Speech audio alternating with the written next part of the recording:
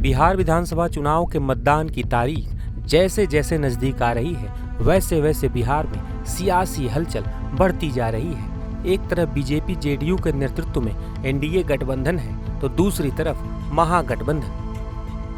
इस बीच प्रशांत किशोर की पार्टी जनसुराज, तेज प्रताप यादव की जेजेडी और ओवैसी की एआईएमआईएम भी बिहार विधानसभा चुनाव में मजबूती से चुनाव लड़ने का दावा कर रही हैं। महागठबंधन और एनडीए गठबंधन में शामिल दलों के अलावा जिस पार्टी की सबसे ज्यादा चर्चा है वो है प्रशांत किशोर की जनसुराज। पीके यानी प्रशांत किशोर महागठबंधन और एनडीए पर करारे हमले बोल रहे हैं। वहीं आज प्रशांत किशोर ने कहा कि वो छठ पूजा के बाद जोर शोर से कैंपेन शुरू करेंगे। इस दौरान एक सवाल के जवाब में पीके ने तेजस्वी यादव पर जोरदार हमला बोला है। तेजस्वी यादव 18 बरिस उनके माँ बाप रहे तो पूरा बिहार को रसातल में लेके चला गया। अब मैंने 4-5 दिन पहले ही कहा है कि तेजस्वी यादव को एक ही चीज कहना बाकी है कि पूरा बिहार को सोने का लंका बना देंगे। जहां जा रहा है वही कर, हम सब घर में नौकरी दे देंगे। फिर कह दिया सारे महिला को 2,500 रुपया दे देंगे। अब किसका मानदेय बढ़ा देंगे। भैया ये वो लोग हैं जो बूढ़ा शेर को का कहानी सुने हैं ना, शेर बूढ़ा हो जाता है, उसको जब खाना होता है तो सोने का कंगन लेकर बैठता है ताकि कोई लालच में आकर फंसे तो उसको मार के खाएंगे। तेजस्वी यादव जैसे लोग, राजद की सरकार बनेगी तो शेर बूढ़ा भी हो जाए तो मांस ही खाएगा। ये लोग जीत कराएगा तो फिर लूटपाट, अपहरण, हत्या, रंगदारी, इसके अलावा कुछ नहीं करेगा। ये खाली सोने के कंगन दिखाकर लोगों को, वोटर को बेवकूफ बना रहे हैं कि किसी तरह जाल में कोई फंस जाए ताकि फिर से हम लोग लूट मार, अपहरण, रंगदारी का काम फिर से अपना शुरू करें। अभी कैंपेन छठ के बाद शुरू होगा। अभी हम लोग सिर्फ लोगों से, अपने साथियों से, जनसुराज के परिवार के लोगों से मिल रहे हैं। और अभी मैंने छपरा से शुरू किया था और सीमांचल तक जाएंगे और छठ के बाद 28 तारीख से कैंपेन शुरू किया जाएगा। तेजस्वी यादव को सोशल मीडिया पे नायक बताया जा रहा है। आरजेडी के लोग कह रहे हैं कि बिहार के नायक तेजस्वी यादव नायक होने वाले हैं। भाई, बिहार को बर्बाद करने के लिए जो लोग बिहार में दोषी हैं, अगर वो नायक हैं तो फिर खलनायक कौन है। बिहार को गर्त में पहुंचाने वाले लोग, बिहार की जनता जानती है कि किन लोगों ने बिहार को गर्त में पहुंचाया है और वो लोग बिहार के नायक नहीं हो सकते हैं। जनता जान रही है। अपने से तो आप खुद के बारे में कुछ भी अच्छा कह सकते हैं, उसमें कोई रोक नहीं है। प्राइम मिनिस्टर आए सर, उन्होंने कहा कि हमारी सरकार बनेगी तो हर जो है परिवार में एक सरकारी सिलेंडर, 500 सिलेंडर देंगे। ऐसा है, पहले तेजस्वी यादव तय कर लें कि क्या क्या देंगे। पहले कहे कि हम 2,500 रुपया देंगे, फिर कह रहे हैं कि हर घर में नौकरी देंगे, फिर कह रहे हैं कि 5 लाख रुपया बिजनेस व्यापार के लिए देंगे। अरे मेरे भाई, ये थोड़े दिन में अब तेजस्वी यादव ये कहेंगे कि हम पूरा बिहार के लोगों को, पूरे बिहार को सोने का लंका बना देंगे। तो खाली अगर मुंह से ही कहना है तो आप कुछ भी कह सकते हैं। कल बिहार के पूर्वी चंपारण में प्रशांत किशोर पहुंचे थे, जहां उन्होंने एनडीए पर तीखे वार किए। 20 वर्ष से एनडीए का सरकार है, कुछ नहीं किया है, किसी को रोजगार नहीं मिला। सारा लोग जाकर गुजरात में, महाराष्ट्र में मजदूरी कर रहे हैं। तो अब ये सबक सिखाने का समय आया है।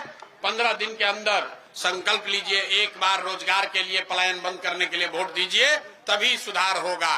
और जितना मुस्लिम भाई लोग हैं उनको एक ही संदेश दे रहे हैं। दूसरा दल वाला आकर कहता है कि भाजपा से डरिए, हमको वोट दीजिए।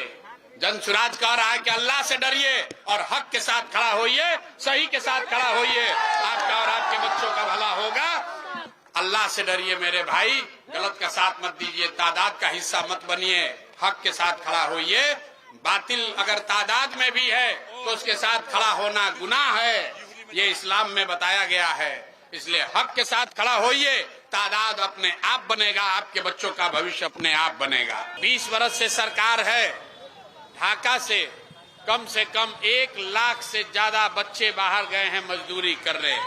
आप देख रहे हैं, अभी छठ है, छठ में अभी हजारों बच्चे रेलवे स्टेशन पर, बस स्टैंड में फंसे हुए हैं। रोज आप लोग न्यूज चला रहे हैं कि लोग ट्रेन में कैसे कष्ट से धक्का खाकर लैट्रिन में बैठकर सीढ़ी पर बैठकर दरवाजे पर लटक कर लोग वापस आ रहे हैं। ये बिहार की दुर्दशा है कि आपके बच्चे पैसा देकर घर वापस आना चाहते हैं तो उनको पैसेंजर भी नसीब नहीं है। गुजरात के बच्चे 1 लाख करोड़ के बुलेट ट्रेन पर चलेंगे और बिहार के बच्चों को घर आने के लिए पैसेंजर भी नसीब नहीं हो रहा है।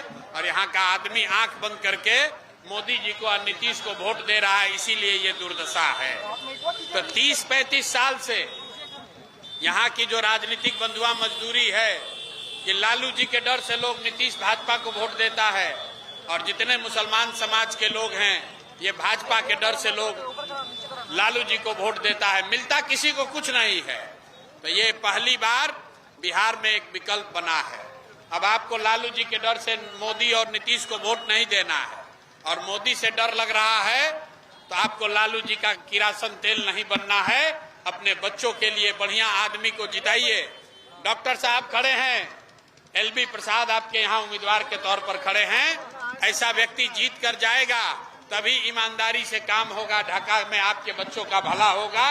नहीं तो गलत आदमी को जिताओगे तो कभी जीवन में भला नहीं होगा। और यहाँ ढाका के लाखों मुसलमान भाइयों को एक ही अपील करूंगा। दूसरे दल वाले आकर कह रहे हैं, भाजपा का डर दिखा रहे हैं, कहते हैं भैया भाजपा को रोकना है, भाजपा से डर लगता है तो हमको वोट दो, हम आएंगे तो भाजपा से बताएंगे, जन बचाएंगे। जन सुराज कह रहा है भाजपा से मत डरो, भाजपा से नहीं डरना है। अगर मुसलमान है तो अल्लाह से डरिए और हक के साथ खड़े होइए, सही के साथ खड़े होइए, तादाद का चिंता मत कीजिए। अगर अल्लाह के बताए हुए, अगर इस्लाम में बताए हुए हक के साथ खड़े होइएगा, तादाद अपने आप बन जाएगा। और नहीं तादाद के चक्कर में बातिलों का साथ दोगे तो आपके बच्चों का कभी भला नहीं होगा। यही आपसे आह्वान करने आए हैं। एलबी प्रसाद अपने लिए नहीं खड़े हुए हैं, इनका जीवन बढ़िया चल रहा है, आपसे फीस लेकर आपके बच्चों का इलाज करते हैं। आज आपके दरवाजे पर आए हैं, कुछ देने आए हैं, इन पर भरोसा कीजिए। जन सुराज की विचारधारा पर, एलबी प्रसाद पर भरोसा कीजिए।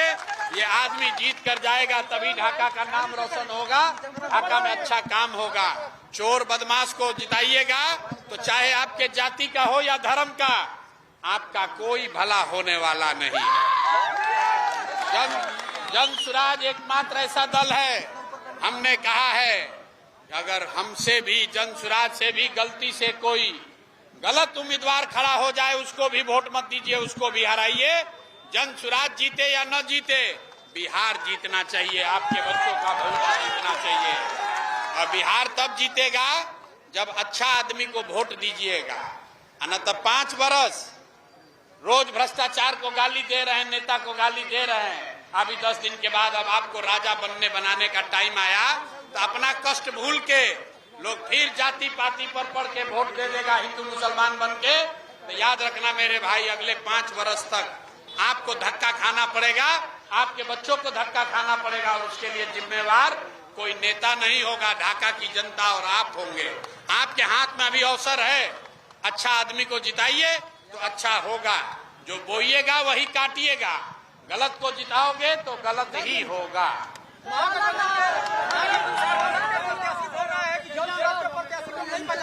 कौन